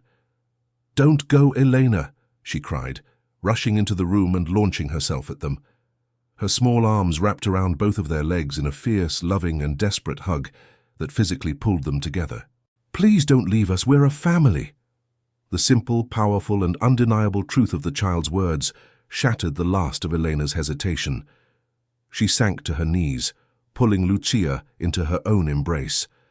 Vincenzo knelt with them, his own arms wrapping around them both, until the three of them were a single tight and tearful circle on the floor. Elena looked over Lucia's head at Vincenzo. Her tear-filled eyes held his. She was no longer just an employee.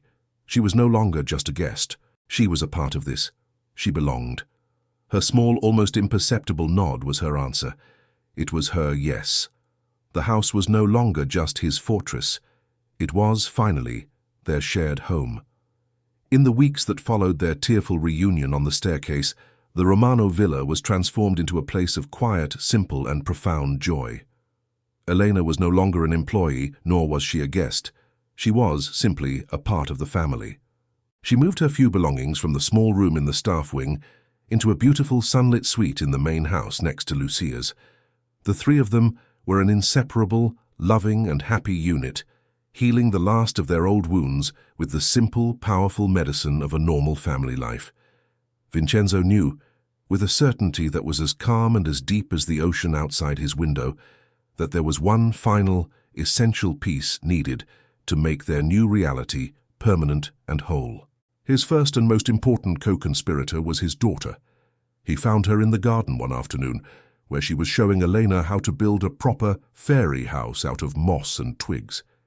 He waited until Elena had gone inside to get them drinks, and then he sat down on the grass beside his daughter. "I need your advice on a very important mission," he said, his voice a low, serious whisper. Lucia's eyes went wide. "A surprise mission?" she asked, her voice full of excitement. "The most important one ever," he confirmed. "I want to ask Elena to marry me, to be my wife and your mother, officially, forever.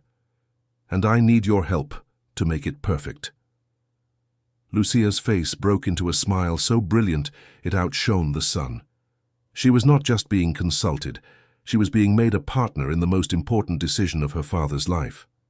Their secret plan was a masterpiece of childish romance and a father's deep, heartfelt love. A few evenings later, after dinner, Vincenzo asked Elena to take a walk with him in the garden. As they rounded a path, she gasped. The small, secluded clearing where they had often sat together had been transformed. Dozens of strands of tiny, twinkling fairy lights were woven through the branches of the surrounding trees, casting a magical, ethereal glow over the space. In the center, on a small stone bench, sat a single, perfect, hand-picked bouquet of Lucia's favorite flowers. "Vincenzo," she breathed, completely overwhelmed. "What is all this?" He led her to the bench and took both of her hands in his.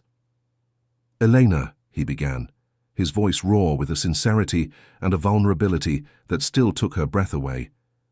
"You walked into this house when it was a cold, dark and silent place. You slept on a hard floor to chase away my daughter's nightmares. You had the courage to face down my own darkness, my own doubt, and to show me the way back to my own heart." He then got down on one knee on the soft grass before her. At that exact moment, a small figure emerged from the shadows.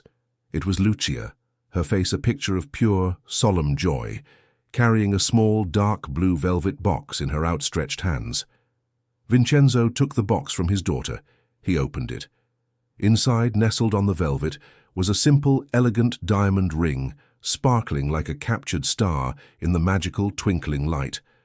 "I am not asking you to be a nanny or a caregiver," he said, his voice thick with emotion as he looked up at her. "I am asking you to be my wife, to be Lucia's mother, in the eyes of the law and the world, forever. I am asking you to be the heart of my life." He paused, his own heart in his eyes.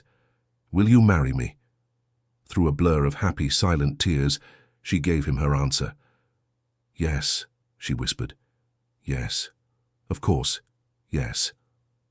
He slid the ring onto her finger, and as he stood to kiss her, Lucia let out a triumphant cheer and launched herself at them, her small arms wrapping around them both in a fierce, joyful hug. They stood there for a long time, the three of them, a perfect, unbreakable circle of a family, bathed in the magical, twinkling glow of 1,000 fairy lights. The quiet, humble nanny, who had been offered $1 million to be a prisoner in a gilded cage, had now finally been given the one thing she had ever truly wanted, a home and a family to call her own. They were married on a perfect, cloudless afternoon at the height of a glorious Brazilian summer. The ceremony was not a grand affair, not a display of the Romano family's power for the benefit of the world. It was a quiet, intimate, and deeply personal celebration, held on the wide, familiar veranda of their own home, with the gentle, rhythmic whisper of the ocean as their only music. The guests were a small, hand-picked circle of their new life. A few of Vincenzo's most loyal and now legitimate business partners were there with their families. The entire household staff, no longer just employees but cherished members of the extended family, stood as honored witnesses. And at the center of it all was Lucia, a vision in a simple yellow dress the color of the spring sun, standing proudly as her mother's maid of honor. Elena stood with Vincenzo under a simple, beautiful archway woven with white bougainvillea, her hand held securely in his. She looked out at the small, happy gathering, at the smiling face of the little girl who was now her daughter in all but name, and at the man beside her, the once fearsome Don, who was now simply her partner, her love. Their vows were a quiet, heartfelt testament to the incredible, improbable journey that had brought them to this moment. "I used to live in a fortress," Vincenzo said, his voice thick with an emotion he did not try to hide as he looked into Elena's eyes. "A beautiful, empty castle I built to keep the world out, but which only succeeded in locking me in with my own grief. You and Lucia, you didn't just knock on the door. You tore down the walls. You taught me that true strength is not in being feared, but in having the courage to love. I promise to spend the rest of my life making our home a sanctuary of that love, a place of light and laughter, worthy of the incredible family you have given me." When it was her turn, Eleanor's voice was a soft, steady, and joyful murmur. "I came to this house with nothing but a desire to be kind," she said, "and in return, you have given me the greatest treasures in the world. You gave me a daughter to cherish, and you gave me a man who taught me that even the most hardened hearts can be healed by a little bit of compassion." She squeezed his hands. "I promise to always be the quiet shield for our family, to meet any darkness with light, and to love you both with all of my heart for all of my days." Lucia, with a solemn, proud expression on her small face, presented them with the rings. As Vincenzo slid the simple gold band onto Elena's finger, a perfect, easy, and unbreakable circle, he was not just making her his wife. He was making their family, a family born from a nightmare and rebuilt with selfless love, finally and officially whole. Their first dance as husband and wife was to a soft, beautiful bossa nova song. After a moment, Lucia ran out and joined them, and the three of them swayed together in the warm golden light of the setting sun, a perfect, complete, and happy circle. Later, as the party continued with soft music and easy laughter, the new family slipped away for a moment. They stood together at the edge of the cliff, looking out at the vast, peaceful, and endless expanse of the ocean. They were not looking back at the past. They were looking forward, at the bright, beautiful, and limitless horizon of their future. Vincenzo looked at his new wife and at his healed, happy daughter, and he felt a sense of peace so profound and so complete, it felt as if it would last forever. The fortress had finally truly become a home. The months following their beautiful, quiet wedding were a season of profound and settled peace. The Romano villa was no longer a fortress or a stage. It was simply a home, filled with the easy, comfortable rhythms of a family that was completely and finally at ease. The last secret of the house was revealed on a quiet afternoon, a few months after the ceremony. A formal, official-looking document arrived by courier from Geneva. It was the final paperwork for the blind trust Vincenzo had established on the morning after Elena had first slept on the floor for Lucia. He brought the documents to Elena where she sat on the veranda, her heart pounding with a familiar, nervous energy. He sat beside her, and with a quiet, solemn gravity, he finally explained everything. He told her about the Lucia Foundation, about the $5 million, about the academic scholarship. He laid bare the full, staggering scale of the life-changing gift he had given her in secret so long ago. She listened, her expression shifting from confusion to stunned, wide-eyed disbelief. She was independently an incredibly wealthy woman. The knowledge was so immense, so reality-altering, that she couldn't immediately process it. After a long silence, she finally looked at him, and her eyes were not full of excitement, but of a deep and serious sense of responsibility. "Vincenzo," she said, her voice a quiet, awestruck whisper, "this is too much for one person. This isn't my money. It's a gift that was born from Lucia's pain and from your hope. It belongs to all of us. And it should be used for something more." And in that moment, their next and greatest shared project was born. They decided to take the Lucia Foundation and transform it from a private, protective trust into a public, active, and powerful force for good. They spent the next few weeks in a series of excited, purposeful meetings, hammering out a new mission. Their foundation would not just write checks, it would build sanctuaries. Its mission would be to create and support safe, healing spaces for children who had experienced trauma and loss, funding everything from counseling services and art therapy programs to the simple, profound need for a safe place to sleep. Their first project was a local, underfunded orphanage they had learned about, a place that was doing incredible work with very little. The three of them, Vincenzo, Elena, and Lucia, went to visit. It was a clean but worn-down building, its walls in desperate need of a coat of paint, its small, sad playground equipped with a single, broken swing set. They met with the director, a tired but endlessly dedicated woman. They did not offer a simple donation. They offered a partnership.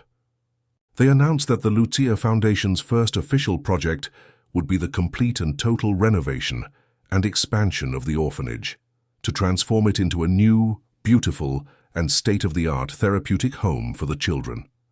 Later, the three of them walked through the shabby, barren playground. Lucia looked at the single, broken swing. She turned to her father, her small face full of a new, compassionate purpose she had learned from the two adults she loved most. "Papa," she said, "can we fix this?" Vincenzo looked at his daughter and then at his wife, his incredible partner in this new, better world. He smiled, his heart so full of love and pride it felt like it might burst. "We're not just going to fix it, Mia cara," he said, kneeling down and pulling her into a hug. "We are going to build them the most beautiful playground this city has ever seen."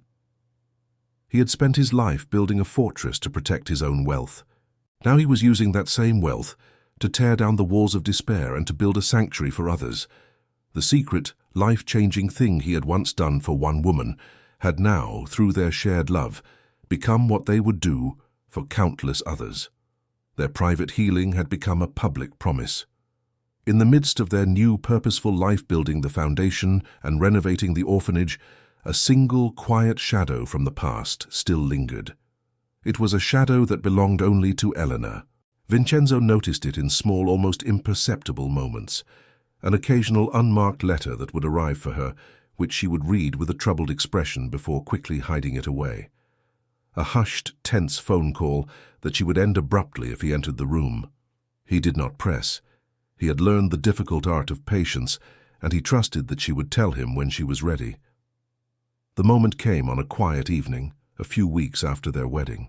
He found her on the veranda, looking out at the ocean, her face pale and her expression full of a deep, weary sadness he had not seen since the dark days of Paolo's treachery. "Elena," he said gently, coming to stand beside her, "we are partners. Your burdens are my burdens. Please tell me." She finally did. With a heavy sigh, she told him the last, ugly secret of her past.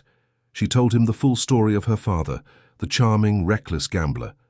And she told him that the debt he had left behind, the debt to a group of very dangerous men, had not simply disappeared.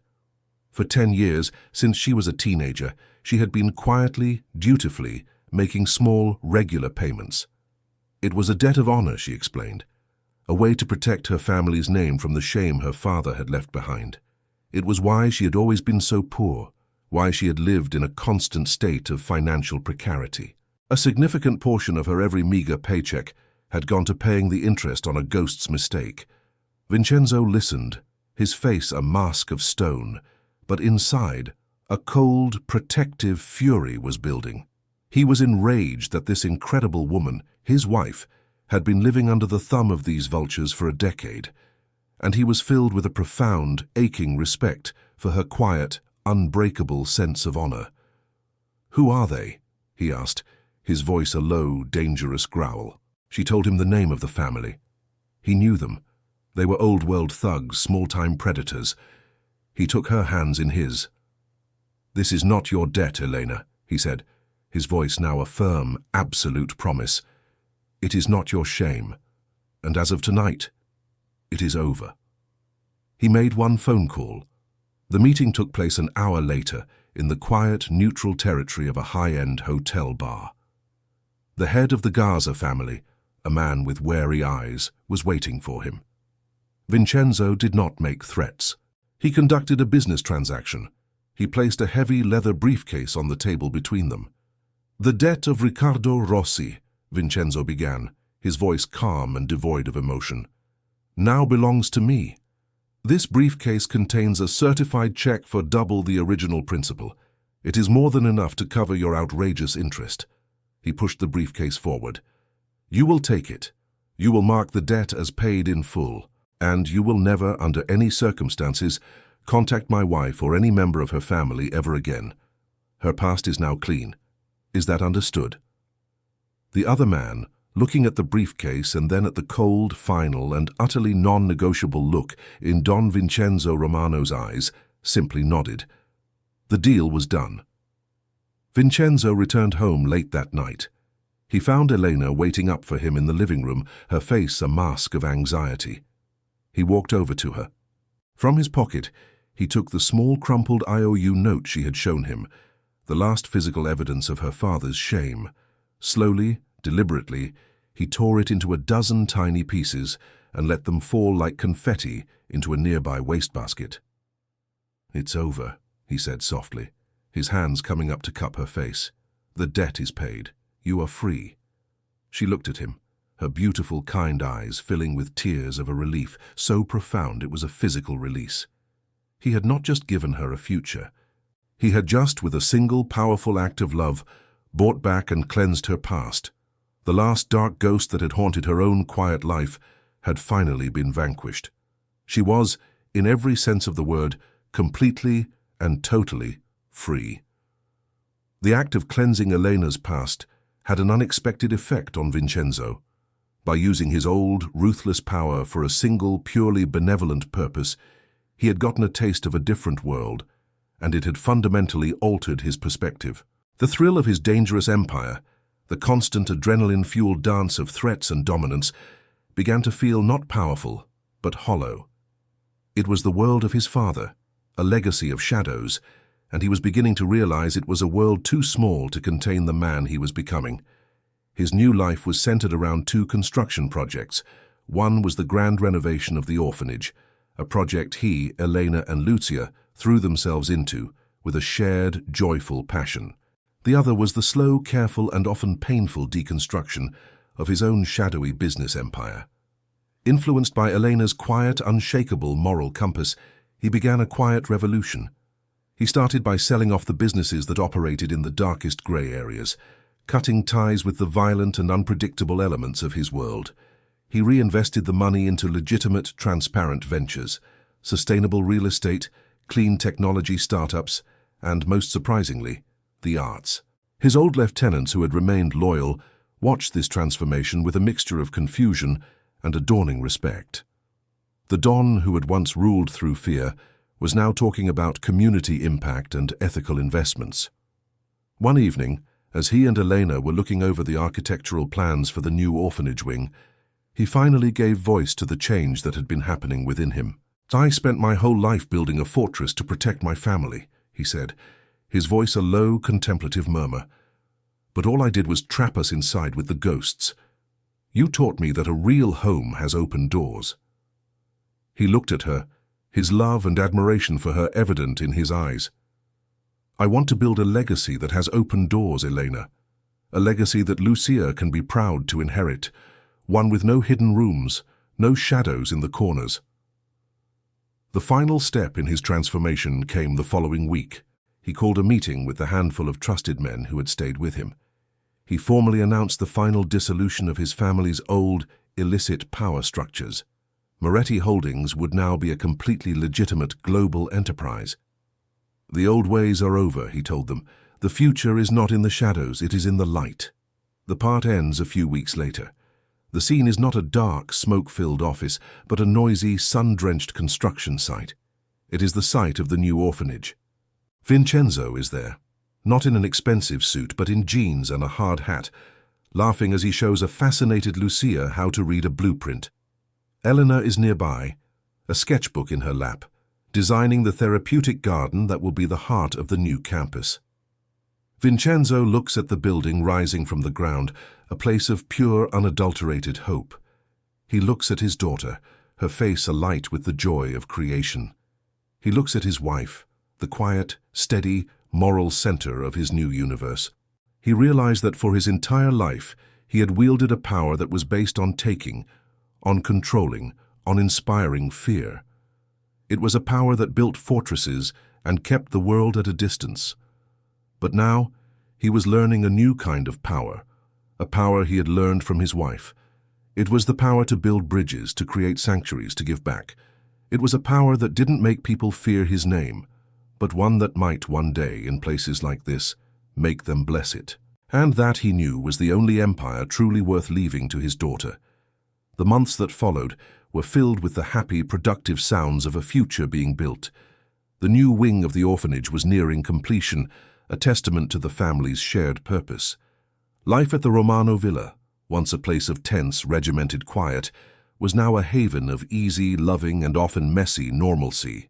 The final, and perhaps most beautiful proof of their healing, arrived in the middle of a quiet Saturday night. Lucia was having her first ever sleepover. A new, shy friend from school named Sophia was staying the night, a monumental milestone for a girl who had once been terrified of her own shadow. In the dead of night, a sound crackled over the monitor that still sat on Vincenzo and Elena's nightstand. It was the sound of a child's soft, fearful whimpering. But it was not Lucia.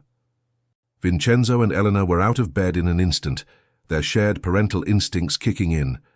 They rushed down the hall to Lucia's room, expecting to have to comfort her friend. But as they reached the partially open door, they paused, unseen, silent witnesses, to an incredible unfolding scene. The whimpering was coming from the guest bed, where Sophia was tossing and turning, caught in the grip of a bad dream. But Lucia was not in her own bed. She was standing beside her friends, her small form illuminated in the soft glow of the nightlights. She was not scared or confused. She was calm, her expression one of a deep, serious purpose. She did not shake her friend awake. She did not run to get an adult.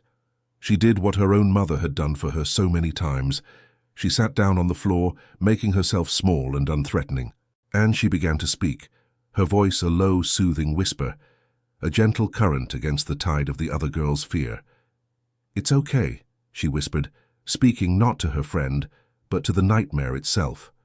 "You're a big, scary story, but you're just a story. You're not real. The morning is coming soon, the shadows can't stay." She reached out and gently, tentatively, placed her small hand on her friend's arm. The whimpering subsided. The girl's restless movement stilled, and she settled back into a deep, peaceful sleep. Lucia, her mission complete, watched for another moment, then simply got up, crept back to her own bed, and fell asleep. In the darkened hallway, Vincenzo and Elena stood, their hearts so full of a profound, overwhelming pride and love that they could not speak.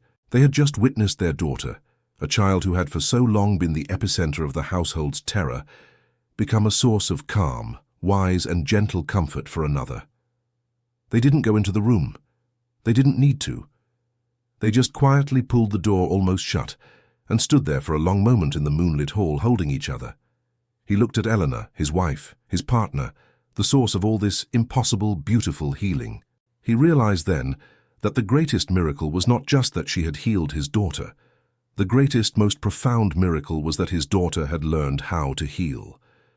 Lucia had not just recovered from her own trauma, she had transformed it into a gift of empathy, of strength and of grace.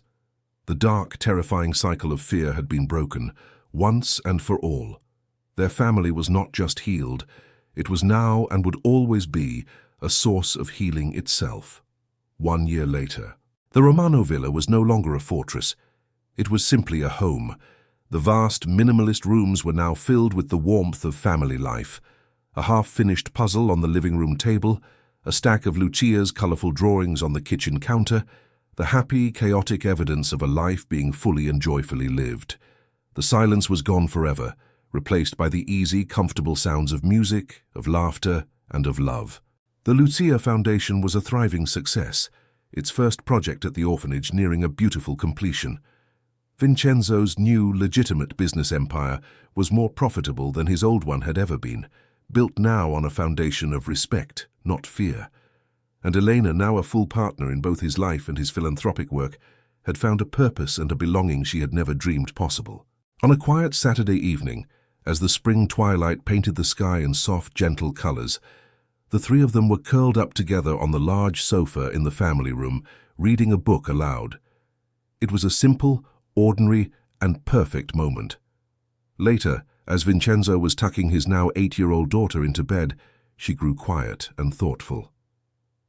"Papa," she whispered in the soft glow of her nightlight, "do you remember when I used to be scared of the dark?"